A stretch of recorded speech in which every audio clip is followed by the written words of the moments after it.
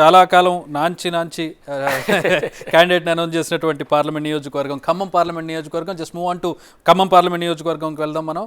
లాస్ట్ది 17వ parliament నియోజకవర్గం ఖమ్మం. ఇక్కడ నుంచి రఘురామరెడ్డి పోటీ చేస్తున్నారు కాంగ్రెస్ నుంచి, బీజేపీ నుంచి వినోద్రావు పోటీ చేస్తున్నారు, బీఆర్ఎస్ నుంచి నామా నాగేశ్వరరావు పోటీ చేస్తూ ఉన్నారు.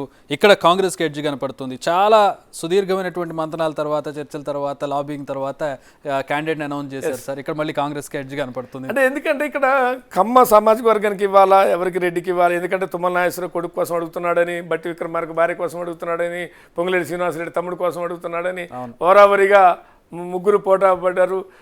కానీ కమ్మ సామాజిక వర్గానికి ఇవ్వాల్సి వస్తే మరి ఎవరున్నారు? తుమ్మల నాగేశ్వరరావు కొడుకు సరిపోడు, మండ వెంకటేశ్వరరావుని తీసుకొద్దామా, అంటే అక్కడ ఉన్నటువంటి రాయల నాగేశ్వరరావు పెడదామా, ఇంకెవరో బాల్సానా, ఇంకోట ఎవరో పోట్ల నాగేశ్వరరావు ఎవరో ఇట్లా అనుకున్నప్పుడు కూడా ఏంటంటే అక్కడ రఘురామరెడ్డికి ఏంటంటే వాళ్ళ ఫాదర్ లెగసీ అనేది ఇంపార్టెంట్. మొదటి తరం కాంగ్రెస్లో సురేందర్ రెడ్డి, సురేందర్ రెడ్డి అంటే రామసాయం సురేందర్ రెడ్డి 4 సార్లు ఎంపీ, 4 సార్లు ఎమ్మెల్యే, వరంగల్ లోక్సభ నుంచి 4 సార్లు ఎంపీగా 3వ లోక్సభలో అడుగుపెట్టినవాడు.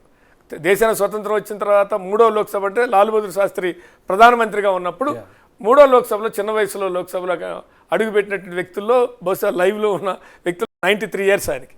ఏ పార్టీ మారలేదు ఎప్పటికీ. కాకపోతే కొడుకులు రాలేదు. కానీ అట్లా ఒకసారి ఇనానిమస్ అసెంబ్లీ, డోర్నకల్ నుంచి అసెంబ్లీకి ఇనానిమస్గా ఎన్నికయ్యాడు ఒకసారి. అంత లెగసీ ఉన్నటువంటి వ్యక్తి. కాంగ్రెస్ కుటుంబం పార్టీలు మారినటువంటి కుటుంబం కాదు. సరే, ఆయనకు 2-3 సార్లు రావాల్సింది. ఒకసారి పాలకుర్తి ఎమ్మెల్యే టికెట్ కాంగ్రెస్ నుంచి మిస్ అయింది, ఒకసారి పాలేరు నుంచి మిస్ అయింది, ఒకసారి ఎమ్మెల్సీ గవర్నర్ దగ్గర కిరణ్ కుమార్ రెడ్డి క్యాబినెట్ అప్రూవల్ చేసి పంపిస్తే ఆ నరసింహను సంతకం పెట్టకుండా పక్కన పెట్టడంతో ఎమ్మెల్సీ మిస్ అయింది. ఇట్లాంటివన్నీ బ్యాక్గ్రౌండ్ చాలా మిస్ అయ్యి చివరికి 2024లో లోక్సభ స్థానాన్ని కొట్టినటువంటి పరిస్థితి. కాబట్టి అందుకని అక్కడ ఏమైంది అడ్వాంటేజ్. ఇంకోటి ఏంటంటే ఈయనకి 2 కొడుకుల్లో ఒక కొడుకు విక్టరీ వెంకటేష్ కమ్మ సామాజిక వర్గానికి వాళ్ళు కూడా చాలా విగ్రస్ గా అక్కడ ప్రచారం చేస్తారు. అందుకని ఆయన కలిసి వచ్చింది ఏమైందంటే సామాజిక వర్గం లేదు అనుకుంటే వెళ్తారు, రెడ్లే కమ్మకి ఇవ్వలేదు అని అన్న. కమ్మ సామాజిక వర్గం కొంత వియంకుడు, 2 వియంకులు, ఒకడేమో వెంకటేష్, ఒకళ్ళు పొంగులేటి శ్రీనివాస్ రెడ్డి, 2 వియంకులు ఆయనకి అడ్వాంటేజ్. ఫాదర్ లెగసీ ఒక అడ్వాంటేజ్, 2 కొడుకులు అది అన్ని రకాలుగా. 2 పార్టీ బలం. అసలు కాంగ్రెస్ పార్టీ అక్కడ అన్ని అసెంబ్లీలు వాళ్ళవే ఉన్నాయి.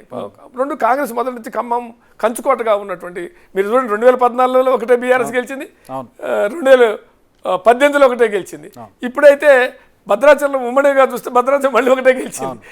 చాలా కష్టపడ్డా కూడా కాంగ్రెస్ కొట్టలేకపోయింది. కాబట్టి అది అక్కడ కొద్దిగా వినోద్ కొత్త. ఇక్కడేంది జలగ వెంకట్రావు మాజీ ముఖ్యమంత్రి కుమారుని చేర్చుకున్నారు టికెట్ ఇస్తామని. ఎందుకు చివరి క్షణంలో ఆయన కాదని వినోదరావుకి ఇవ్వటం అనేటువంటిది కూడా అది ఏంటి అనేది అర్థం కాదు. ఇక నామనాశ్వర సిట్టింగ్ ఎంపీ. కాకపోతే అక్కడ పార్టీ ఆయనకేమీ పెద్ద వ్యక్తిగతంగా డ్యామేజ్ ఏం లేదు, నెగిటివ్ ఏం లేదు, కానీ పార్టీనే బలంగా ఉండటమే అక్కడ ఉంది. కాబట్టి ఈజీగా అక్కడ గెలిచే అవకాశాలు అన్ని సానుకూల అంశాలు రఘురామరెడ్డి కనపడుతున్నాయి.